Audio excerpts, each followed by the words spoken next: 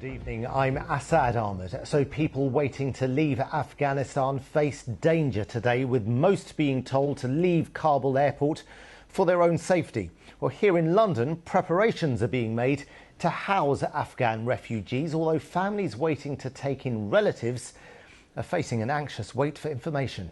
And in Feltham and Heston, the local MP there is trying to help hundreds of Afghans who've got in touch with her. But charity workers in West London say there's only so much that can be done. Here's Carl Mercer. On the corner of a trading estate in Feltham, this place has become the focal point for London's Afghan community.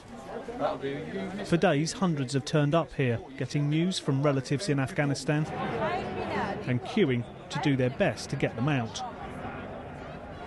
People like our son, desperately trying to get his sister out. In the night time, they come to my sister's house, they lock the door and he take my sister's husband and they killed my sister's husband.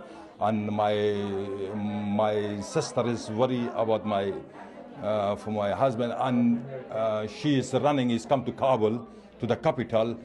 She thinks maybe Kabul is a little bit safer, but is without accommodation, everything, they sleeping in the road. Najibullah's family worked for NATO and for foreign companies in Afghanistan.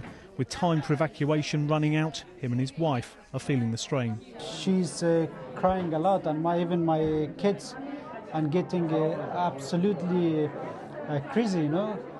If they know there's something daily, they're killing the people, and they say, where's my grandmother, where's my uncles, are they safe, are they alive or something. We have to answer them to what's going to happen.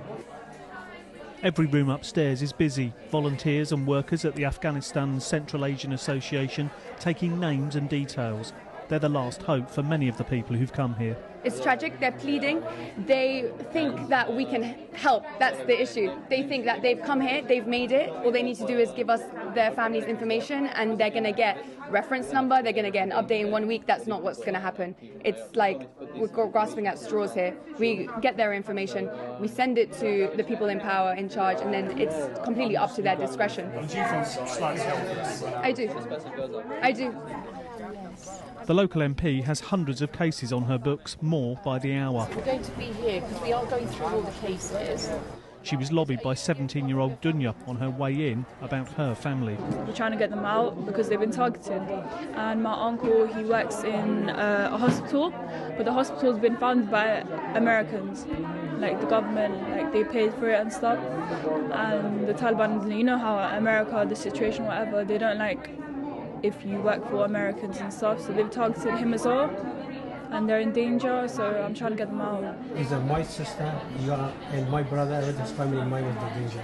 My sister working in the Parwan province with the governor in the office, so that's why Taliban is chasing her, because she was advising the women, the equality of women between the man and woman. We've had heartbreaking cases of people who are telling us about their loved ones who have been murdered and then the rest of the family fleeing. It may be because they've worked in the defence forces, it may be because they've been in journalism, and it seems to be that the Taliban have a hit list that they have had maybe sometimes for decades. This is not about what's recent, this is also about settling very old scores. Today's deadly attack at Kabul airport came after we'd filmed, but can only add to the need these people feel to get their relatives out of Afghanistan. Carl Mercer, BBC London.